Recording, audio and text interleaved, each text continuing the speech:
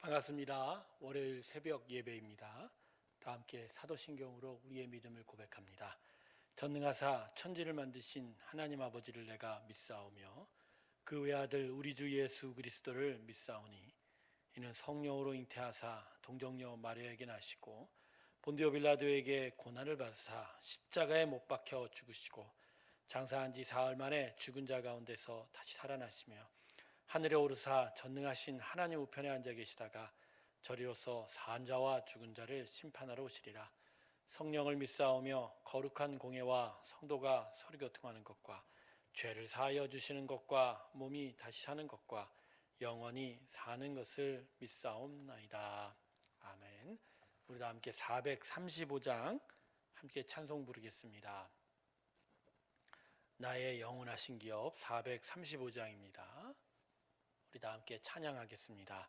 나의 영원하신 기업 생명보다 귀하다. 나의 갈 길 다가도록 나와 동행하소서. 주께로 가까이 주께로 가오니 나의 갈 길 다가도록 나와 동행하소서. 세상 부귀한이람과 모든 명예 버리고 험한 길을 가는 동안 나와 동행하소서. 주께로 가까이 주께로 가오니 나의 갈 길 다가도록 나와 동행하소서. 어두운 골짝 지나가며 험한 바다 건너서 천국 문에 이르도록 나와 동행하소서. 주께로 가까이 주께로 가오니 나의 갈 길 다가도록 나와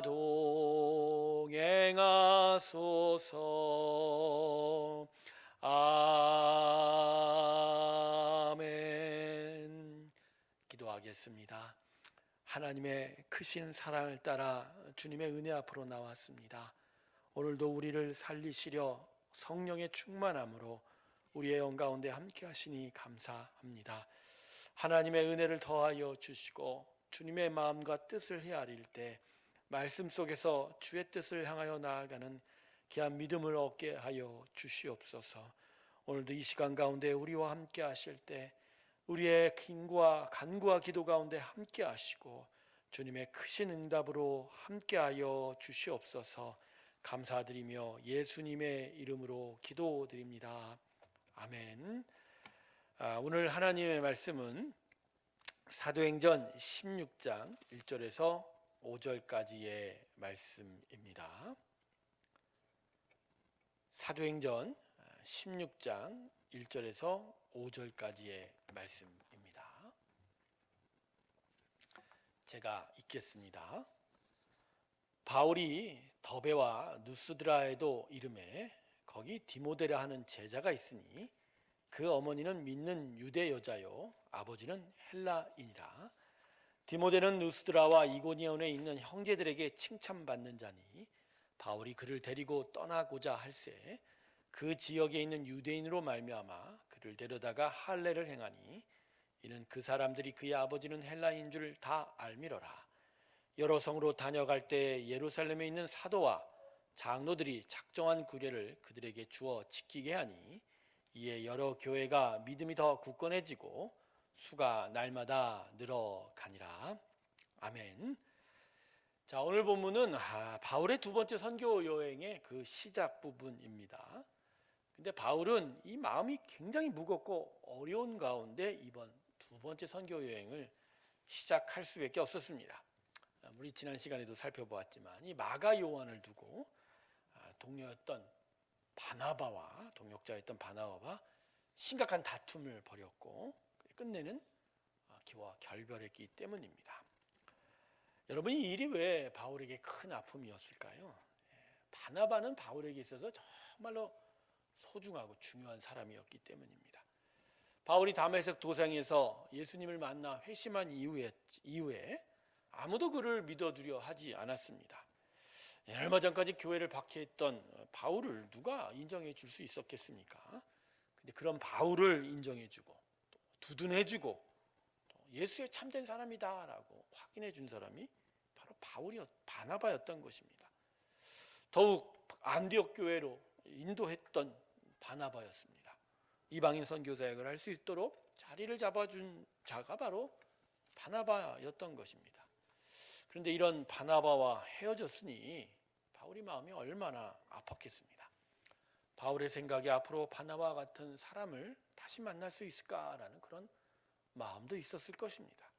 생각하면 생각할수록 바나바와의 이별은 바울에게 큰 아픔이 되었을 것입니다. 그러나 하나님이 하시는 일은 너무나 놀랐습니다.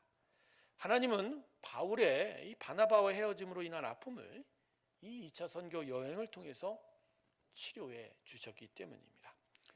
1차 전도 여행에서 복음을 전한 지역들을 돌아보려는 의도에서 시작된 이 2차 선교 여행에서 먼저 바울은 누스드라를 방문했습니다. 그런데 여러분, 이 누스드라가 어떤 곳입니까? 1차 선교 여행 동안 바울에게는 정말 악몽과 같은 곳이죠. 이곳에서 돌에 맞고 죽을 뻔했지 않았습니까? 모든 사람이 바울이 죽었다라고 생각할 정도로 아주 심각한 상태였는데, 그런데 죽음을 두려워하지 않으면서 이 악몽과 같은 누스드라에서 복음을 전한 결과로 한 청년이 예수님을 믿었습니다. 당시에는 바울은 몰랐겠죠.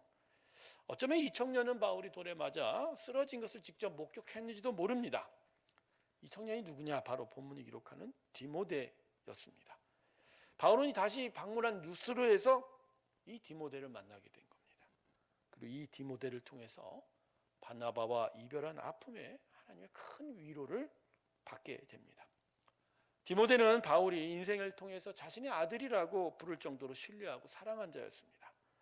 항상 선교사에게 동행했었던 것 같고, 또 후에는 바울의 명령에 따라 이곳저곳으로 다니면서 교회들을 위로하고 성도들을 세웠던 것으로 보입니다. 자신의 말을 잘 따라주면서 하나님의 귀한 사역을 감당하였던 이 디모데를 통해서 바울은 아주 큰 위로를 받았을 것입니다. 평생 독신으로 산 것으로 알려진 바울에게 친자식의 감정을 느끼게 만든 아들 같은 존재가 바로 이 디모데였던 것이죠. 디모데는 그리스도인 아버지와 유대인 어머니 사이에서 태어난 자였습니다. 그러니까 아버지는 하나님을 모르는 이방인이었지만 어머니 쪽은 경건한 믿음을 가졌던 것입니다. 그래서 이 디모데는 어머니의 영향으로 어려서부터 구약 율법 말씀을 잘 알고 있었던 것 같습니다. 그리고 바울의 전도로 예수를 믿게 되면서 구약을 잘 알고 있었던 것이 더욱 신앙의 경건을 세우는 일이 되었습니다. 오늘 본문을 보면 바울이 디모데에게 할례를 하라고 시킨 것 같은데요. 이것은 디모데에게 율법을 지켜라, 구원의 방도로 이걸 하라는 측면이 아니라 앞으로 자신과의 복음 전파 사역에 있어서 디모데가 자신과 같이 유대인을 만나게 될 때 어떤 유익을 얻게 될 것을 기대한 것입니다. 할례를 받았다는 할례를 받았게 되면 유대인들에게 접근하기가 더욱 쉬워집니다. 그럴수록 유대인에게 복음을 잘 전파할 수 있게 되고, 또 그 유대인을 회심시킴으로 말미암아 자신들이 방문한 지역 사회에 이방인들에게 복음 전파를 할 수 있는 더욱더 쉬운 기회를 얻게 되는 것이죠. 자, 이런 것을 보면 디모데는 매우 순종적인 사람이었고, 어려서부터 접하였던 구약율법의 정신을 잘 알고 있었던 것 같습니다. 그래서 율법이 말하는 경건함의 거룩함의 의미를 잘 알고 있었으니 바울이 권하는 할례를 무리 없이 받아들였던 것 같습니다.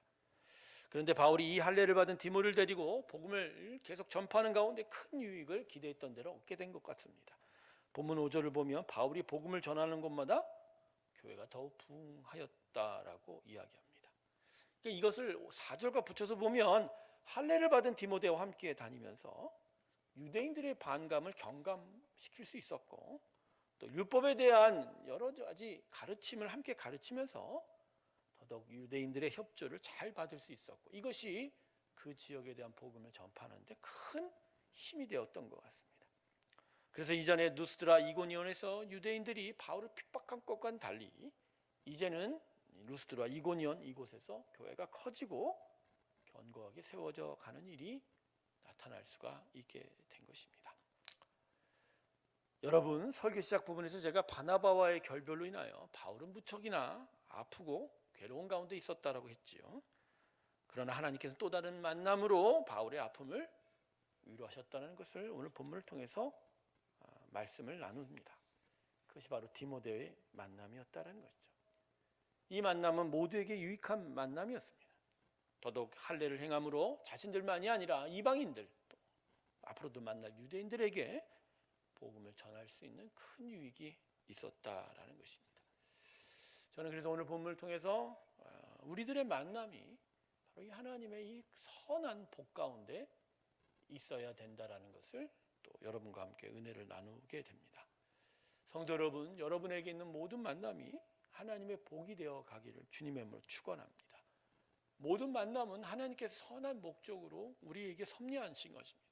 그리고 그런 만남을 통해서 하나님께서는 당신의 나라와 당신의 선함과 당신의 거룩함들이 나타나기를 바랍니다. 그러기에 우리는 그 모든 만남에 있어서 이 하나님의 귀한 일들이 나타나기를 위하여 기도하고, 또 그것들을 바라고, 또 그것들이 그렇게 이루어져 가기를 원해야 될 것입니다. 성도 여러분, 우리 안에 있는 모든 만남은 헛된 것이 없습니다. 아무 의미 없이 우리 앞에 있는 만남은 없습니다. 하나님의 거룩한 인도하신 가운데 우리 앞에 그런 만남들이 있는 것입니다.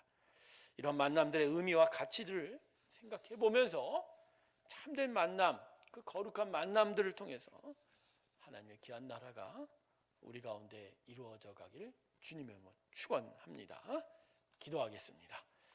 아버지 하나님, 우리 안에 귀한 만남들을 허락하시고 예수 그리스도의 복음 안에서 서로 교제하며 하나님의 나라를 이루어갈 수 있게 하신 것 감사합니다.